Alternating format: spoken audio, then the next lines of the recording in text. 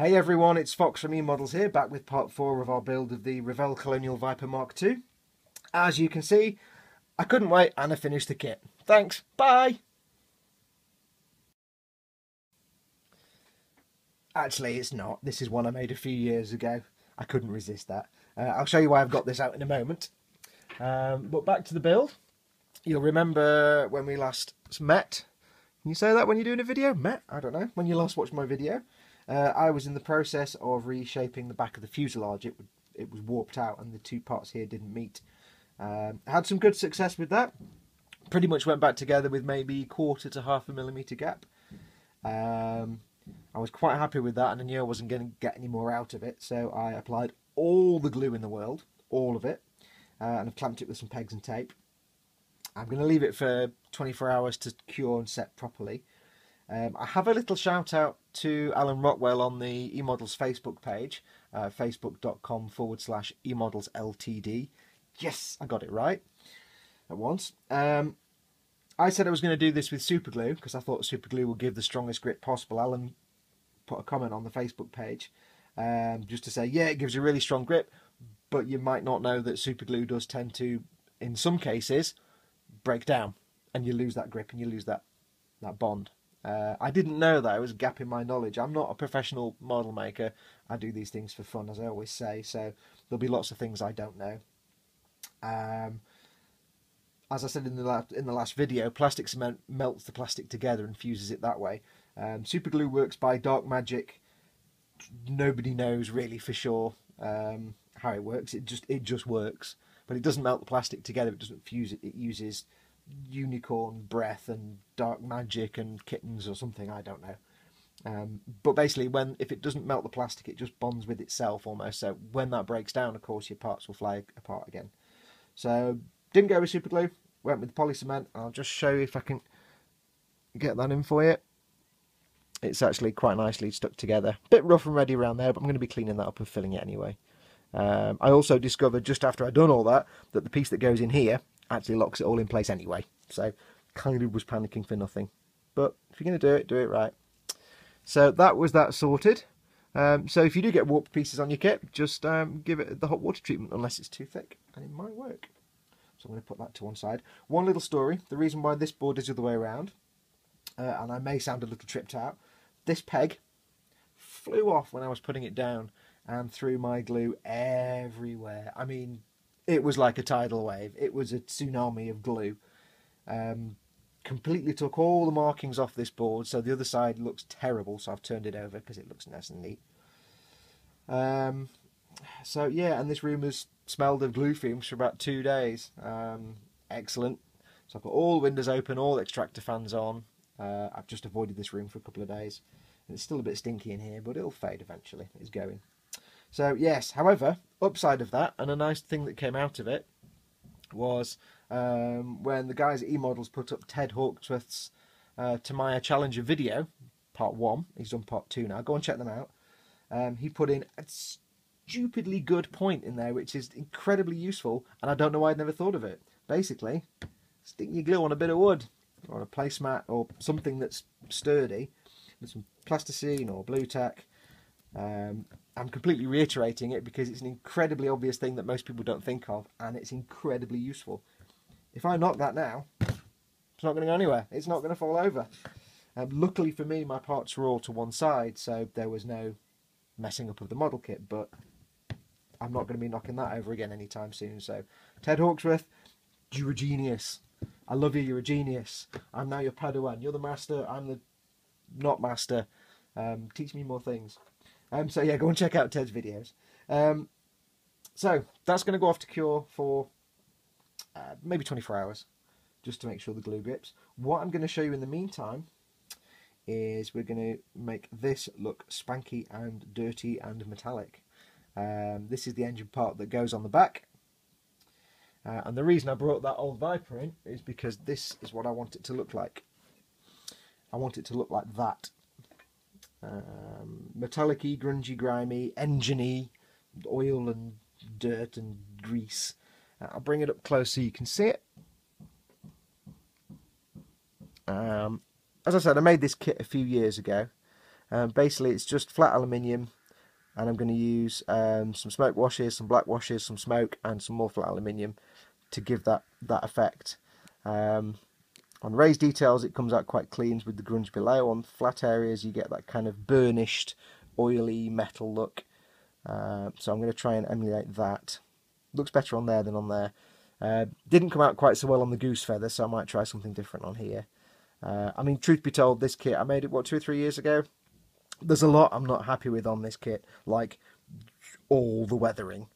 But I'm going to, obviously, I've learned a lot since I made this kit, so we're going to try and replicate that, and hopefully it'll work. So, let's get on with it. What I'm going to do, I'm going to need basically just a few colours and one brush. I'll have to do this in stages and let washes dry, so there'll be a lot of cuts in this. I'm going to need the part itself, which has been sprayed Tamiya flat aluminium XF16. It's a really nice colour. It's one of the best metallic colours there is, I think personally, apart from Alclad sprays, which are actually metallic. So it's been sprayed XF16. I'm going to use some black washes, and this is just a little pot of Tamiya flat black mixed with Tamiya thinner. I need to refill that. And some Tamiya smoke wash, which is again just Tamiya smoke X19 mixed with Tamiya thinners. Flat black is XF1 if I remember correctly. And I'm also going to use Tamiya smoke, which is an incredibly versatile paint for kind of anything. It's got so many uses. You can tint canopies with it, you can warm colours on a body, you can make them look slightly dirty, you can use it for staining, fading, you can make metallic burnishes, all kinds of stuff. So what I am going to do is, this may not be very exciting to watch because it's a long way away, but first stage, I've got it sprayed flat aluminium. I'm going to have to do this in halves, so you won't see all of it. Any old brush, doesn't matter. I've got these brushes I've had for about 20 years. They've not died yet, so first thing I'm going to do is a couple of washes of black. Again, it's flat black XF1 mixed with Tamiya thinner. A few dots of paint in the thinner basically. You can add more if you need to. Now I'm not going to be careful with this. I'm not going to be delicate. I'm just going to slap it on. This thing needs to be grimy and dirty. It's an engine that's used all the time, constantly out on patrol. Maintenance is rough and ready. There's not a lot of stuff going on, not a lot of supplies on the Galactica. So it doesn't matter if I put too much on. Spread it out a bit. The only bit you can really see on the kit is this part anyway, so I'm not too fussed about the end, but I'll cover them anyway. Right, so I'm going to leave that to dry for about half an hour. Then I'll turn it over and do the other side. And then I'll come back and we'll do the smoke. So give me 2 seconds. Hang on. When we come back, we'll have all this done and we'll do another wash of the black and then some smoke. Back in a second.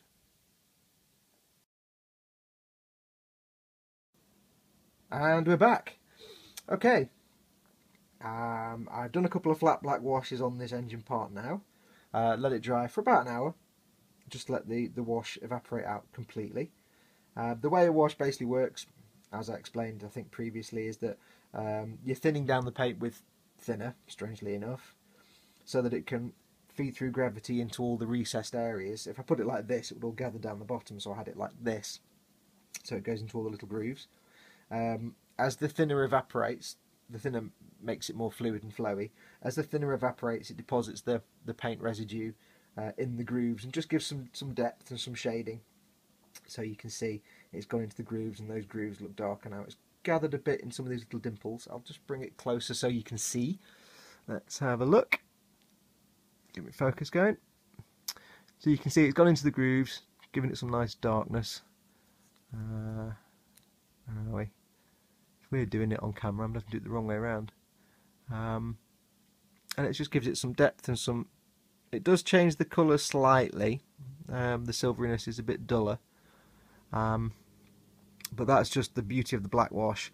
Black wash is, like I've said before, a lot of people tend to whether a whole vehicle, say for example with a black wash just to get the panel lines out. I find black a bit too harsh, as I've said before. I would use something like smoke or something else. But for things like engine components or anything that's supposed to be really, really filthy and dirty, black does come in handy. So that's the black wash done. You have to make sure, if I'm doing it this way, have to make sure the two coats have fully dried on this side before I turn it over and do the other side. The reason being that when you do any kind of wash, if you've not varnished the piece after painting it, I didn't have any varnish on top of the flat aluminium. The thinner in the wash would potentially loosen the paint that's already on the part. When you apply a wash, you're not pressing down on the brush and you're not brushing it in, you're simply putting the brush on the surface, if necessary very gently running it across and letting the wash flow. If you start digging the brush in, you'll probably pull the paint up that's already on the part. I could have put a matte varnish on there, but I will be honest, I completely forgot. So, but nothing bad came of it. Right, so that's the black wash done. That's discoloured it slightly, but not much. It's still kind of silvery. What I will do now is a smoke wash. And this is just to... It's kind of silver and black at the minute. I want to make it silver and black with a smoky hint. So before I just use neat smoke, I shall use some thin smoke.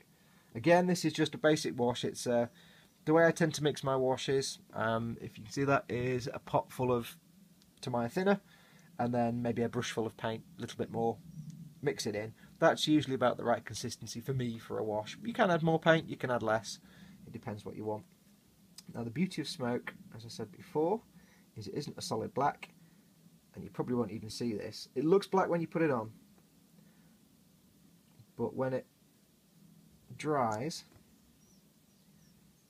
it will go a lovely sort of oil stain, burnishy, it's kind of hard to explain, brown tinge, a very warm colour.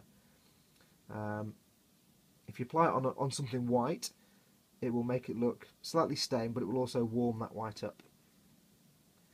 I'm just dotting it on here to help it build up, try and get these little dimples here. It's going on top of the black, so it's going to look darker.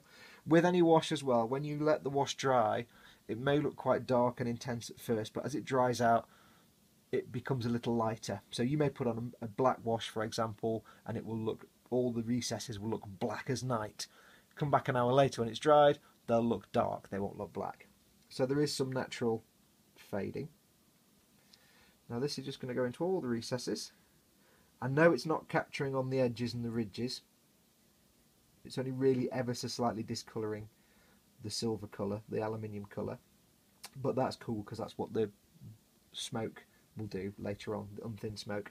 This is gathering, I don't know if you can see, it's gathering around the edges here, and you get this kind of shade where it goes from silver to the smoke on the inside, but it kind of fades from one to the other. It's a very nice effect, and it just helps give that slightly more oily, greasy effect. I could just leave it after doing a couple of these washes, and it would look a little bit dirty, a little bit grimy, but I want it to look like it's been used a lot.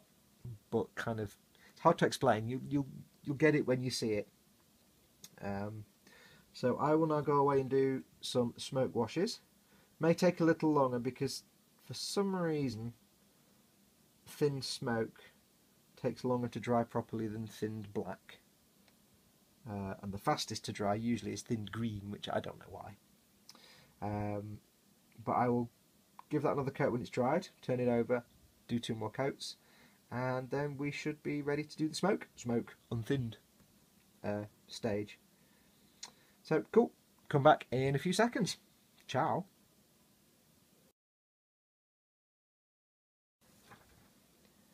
And we're back again.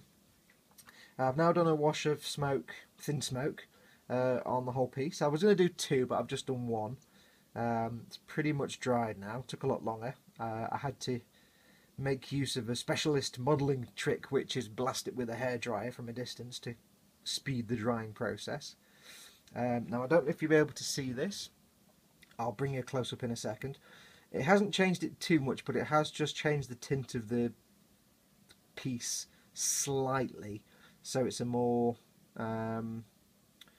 browny tone, a more warmer tone, especially around the bottom of the circular areas. Hasn't really changed much in the grooves because they were dark anyway, but let's see if I can get you having a look. Get my focus going. Okay, so you can see, hopefully you can see it's ever so slightly different. It's not massively different, but it's certainly there. It's very subtle. A lot of washes and weathering is subtlety anyway, but it certainly gives it a bit of a sheen. Thing with smoke is smoke's a semi-gloss or slightly glossy colour, so it does bring a shine back, or make colours more shiny. But that's good. Ow. Right, so we've done the black wash, we've done the smoke wash. Now I need to just do the proper smoke. I'm going to use Smoke Neat, and this is to really give it the grimy, greasy look and really make it sort of more mechanical. Now this will take a long time to dry. Let's just get that on there. And this is just using Tamiya Smoke Neat. Give it a darn good shake. I'm sure the camera's wobbling all over the place at this point. Smoke X19, it's a really nice paint. You can see here, you can possibly see the kind of colour in the lid. It's really viscous. It looks dark, but it's not. It's got that lovely sort of tawny, mushroomy sort of colour to it. It's really hard to explain. But it has a look of, like, you know, grease and oil. So we'll see what comes out. And all I'm going to do is just brush it on. Again, like a wash, it will, to a certain degree, gravity will draw it down. So I'm going to keep the piece flat like that. Do this side, let it dry, and then flip it over. Because it is shiny, it's quite hard to tell when it's dry. You have to tilt it and see if it moves. It sounds really weird. And I'm going to have to be extra careful because I don't want to put the smoke on there, turn it over, paint it, and find that when I pull it off the blue tack, it's smudged up the paint underneath. So I need to make sure this coat is completely dry before I do the next coat. So, let us begin. Now it is a really thick colour. Hang on. My brush is a little scrumpy. Okay. Right, let's give this a go. You'll note I've been wearing gloves all the way through this film. It's purely because I don't want to get fingerprints on anything. So we're just going to brush this on. Not quite as carelessly as the wash, but just gently brush it across all the surfaces. Oops, not too much. This will really give it that oily stain look. And again, like with the wash, you can be a bit generous. You really want it to pile up around edges and in grooves. I'm carefully making sure it goes into all these little dimples like I did before. But unlike a wash, it's got more grip because it's a more viscous, unthinned fluid. It will tend to grip into little holes and crooks and nannies quite well, whereas a wash tends just to run out. So it's quite hard to fill a little dimple or hole or depressed area with a wash. But you won't be able to see it, I doubt, but all the little recessed dots in the engine now are looking quite dark, so give that some more welly. Remember, this is a well-used engine. This has seen some service, so the more grimy and oily it is, the better. So we'll just get that there. I don't think you can see this part on when it's built, so I'm not too fussed about getting it on here. And that's that. So now I need to let this dry. When it's dry, it'll look a lot grimier, a lot darker, and shiny as well. And then the final stage will be a dry brush of flat aluminium, which will be not as shiny as the smoke painted areas, so that'll be a nice contrast when the light bounces off it, when it catches the light. Right, so I'm going to leave that now to dry for approximately all time, probably an hour or so, and then I'll do the side, and then when we come back we will do the dry brushing. So I shall, I forgot to explain, by the way, this plate, I'm just using, this is my, for a while was my paint mixing plate, now it's just my, I'm doing something messy plate. This plate was what I used to eat my dinner off when I was like 2 years old. So this plate is like 1,000,000 years old, because I'm that old. You can't see, but there's Dougal from the Magic Roundabout on it.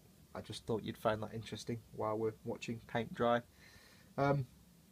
So in your modeller's kit, you'll tend to have lots of bits and bobs and things. You'll save things like lids, coffee lids and pots and things to put things in. I tend to have a little pot. When I'm making a model, I tend to have a little pot with bits for that model in, so I don't lose all the small pieces. Clearly this is a Star Wars model. Little tea bag tins, well, tea bag things that we put tea bags in when we make a brew. I've got little shot glasses for pieces. I have, what else have I got? These little plastic things that I don't know where they came from, but they're good for mixing colours. And I have this, which I don't even know what this is. I've no idea. I think it's some kind of little thing you put canapes or aperitifs in, or olives or something. I call it a food snail. Just handy for putting stuff in. I'm currently in the process of teaching a friend how to make and paint a model. So the more little bowls and containers I have lying around, the better. So we don't start mixing and messing up parts. We're actually both making the same model at the same time. We're making Revell's easy kit of Anakin's Jedi Starfighter. Well, I'm doing Anakin's, he's doing Obi-Wan's. So we don't want to get our parts mixed up. I'm teaching him how to paint and weather and so on. So you'll find as you go along, if you're just starting out, you'll start to collect little pots and lids and tubs. Just use them. Sticks, skewers, anything you can find. Everything will be useful to modelling, so collect stuff together. Anyway, that's enough of me waffling. I'll go and let this dry, and I shall come back in a moment in your time, and we will get the dry brushing done. Adios.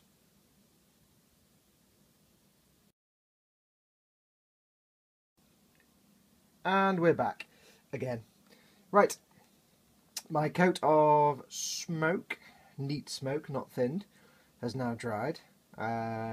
It's given a really, really nice metallic, slightly grubby, grimy hue. I shall give you a close-up look. Where are we? Okay, I don't know if you can see it. The light in here is changing because it's grim and dark outside. It's given this nice burnished, tarnished metal you can see on the round bits here. It's shiny because the paint itself is a glossy paint. Don't know if the colours will really come out on this camera, but it's always worth a try. But it's now got this nice metallic stained look, which I think is quite pleasing. So now it looks like some grimy, oily metal. What I need to do now is a dry brush coat of flat aluminium, just to pick out the raised details and bring back a little sort of scratching and wear and tear to it, just to make it look even more metallic. So let's get on with that. Before I do, I have a valuable lesson to teach you. This is my water cup. This is what I rinse my brushes in. This is my coffee cup that my essential life-giving coffee beverage lives in. Don't get them mixed up. I did like 10 minutes ago. This paint water doesn't taste very nice at all. It's bloody awful. Yeah, so if you're using a cup for rinsing your brushes, for the love of baby Jeebus, please make sure it doesn't look exactly the same as your coffee cup. Anyway, that aside. Right, so we're going to dry brush this now with the aluminium. What I need is a little bit of kitchen roll. Oh, let me just close the door, hang on. Got building work next door, so I don't want any noise. So I need a little bit of kitchen roll. Any old kitchen roll will do. A nice flat and soft brush. Don't need a firm brush, I want a soft brush. This isn't as soft as I'd hoped, but it'll do. It's not a firm stippling brush, it's a soft square edged painting brush. I tend to get my brushes, apart from the ones I've had for like 20 years that I got from model shops, and apart from some very, very fine tiny modelling brushes, most of the brushes I use, especially for weathering, tend to be oil painting brushes, such as these. They're really, really soft sable. And the reason I want really soft is when I'm doing a dry brushing, I don't want to drag too much paint on the surface. I want to keep a real minimal coverage. Soft bristles are best. And oil paint brushes, although ridiculously expensive, this was about 25 quid, they are the absolute best. They'll last you a long, long time if you look after them. And I keep my oil brushes and my acrylic brushes separate. So I have a collection of brushes for acrylic paints. They usually look pretty bad, and a selection of brushes for oil paints only. Oil and acrylic, water-based and oil-based don't mix. So if you can, try and keep them separate. Right, so what we're going to do is get some flat aluminium, XF16. This is the colour that the engine was painted before I started adding all the other washes. There's not much left in there, I must get some more. Right, so this is the technique you use for dry brushing. What you're intending to do is just put a very fine layer of paint on the raised edges, nowhere else. And what we need to do is load up the brush, good healthy dot of paint. I need to get some more, this is getting a bit thick and stodgy now. I'll tell you what I might do actually first, is just add a tiny bit thinner. Where's my squidgy? There's my squidgy. A little bit thinner, just a few drops. If you haven't got any little pipettes, get yourself some. E-models sell them. They're really good and they're great for dishing out small amounts of thinner rather than tipping it out of the pot, because if you tip it out of the pot it's probably going to go everywhere and you'll waste a load. Give that a shake. Right, that's better, a bit thinner. So load up the brush, and then basically on the tissue paper get most of it off the brush. You want almost no paint at all on this brush. Hopefully you can see that. I can never quite tell where the camera can see and where it can't, so keep rubbing it on until you've got almost nothing coming off. So there should be almost no paint left on there now. Take your part and just very gently, almost not touching it, move the brush backwards and forwards so that it just catches the edge and bends back a little bit. No pressure, and you'd have to vary the direction depending on what you want. If I've got a rod going that way, I kind of want that, so it's like this. I want this surface to be weathered, so I'm going to do it that way. If the rods are all going sideways, I'd do it that way to get it on the middle. So let's give that a quick go. Just very lightly. Hang on, let me put my magnifying visor on so I can see. Just very lightly brushing it on. You probably won't see any of this on camera.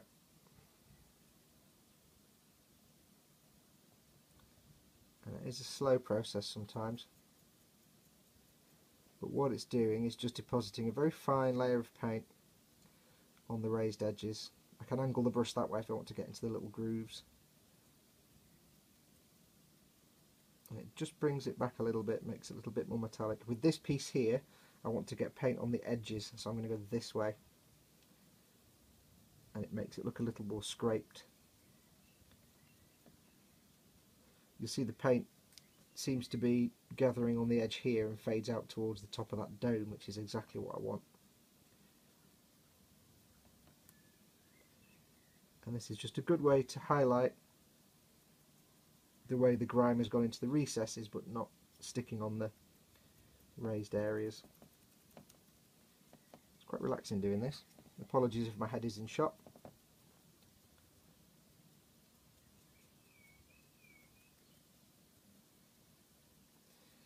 Now when I was doing the washes, by the way, the same technique applies for any kind of wash, whatever paint you're using.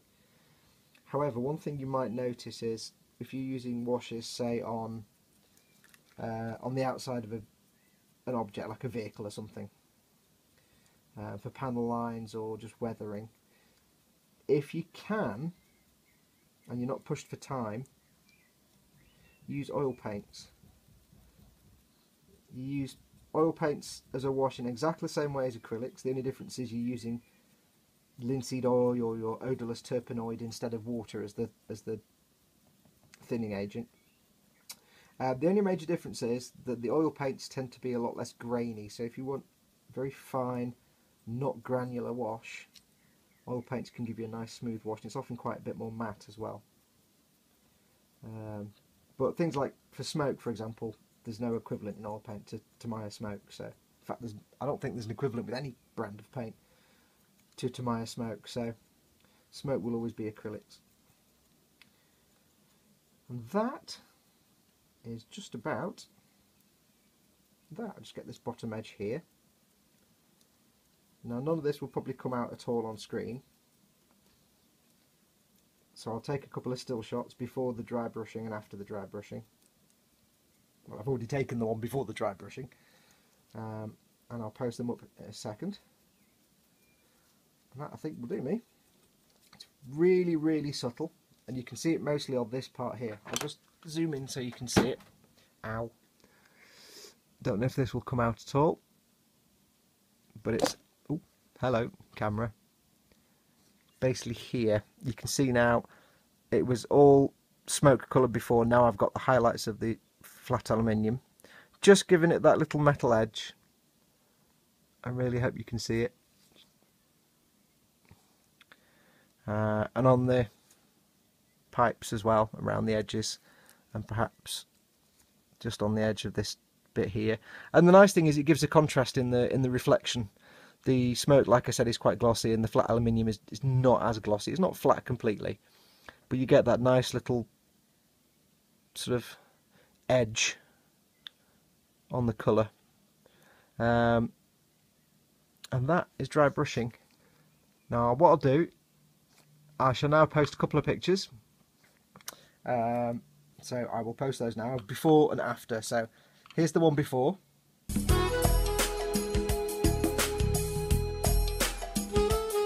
Okay, that was just flat aluminium with smoke and black oil, black washes. And here's what it looks like after the dry brushing. Close up for you.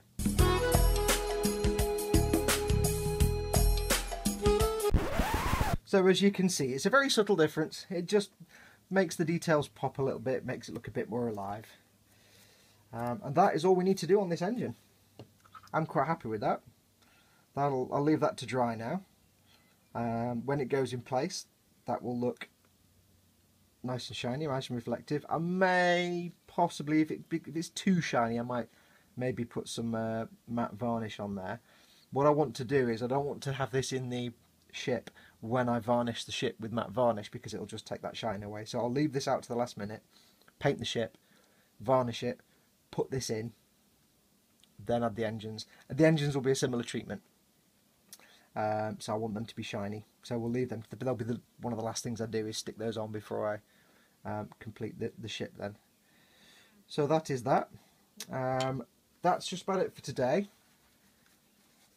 When we come back, I'll either show you, or I will just attach the rear fuselage parts to this. I'm still leaving this to dry.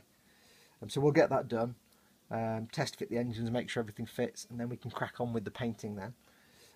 So as always, thank you very much for watching. I hope I haven't waffled on too much. As always say, if you need any products, advice, you need to get the stuff to make your models, if you need to just get some great models, go along to emodels.co.uk. The guys there are super sweet, super nice. They have pretty much everything you need to get yourself started in modelling. Even if if you're hardcore, even if you're professional, they have everything you need. You'll want for nothing. The selection is vast. There's not much they don't carry, and like I always say, if they haven't got it, you don't need it. Also go along to eModels Facebook page, facebook.com/eModelsLTD. Again, I got it right this time. No need for an amusing caption. Go along. Great little community. You can show off your work. You can post pictures of your works. You can ask questions of the guys at eModels. And we'll all be dead friendly towards you. And just keep going. Keep doing what you're doing. If you've not started a kit yet and you're just about to and it's your first one, dive in. Start with something simple if you need to. Learn how to build it, learn how to paint and weather. Hopefully I'm giving you some good advice. So when we come back, we'll crack on with the fuselage. Until then, take care of yourselves, and we will see you soon. Ciao.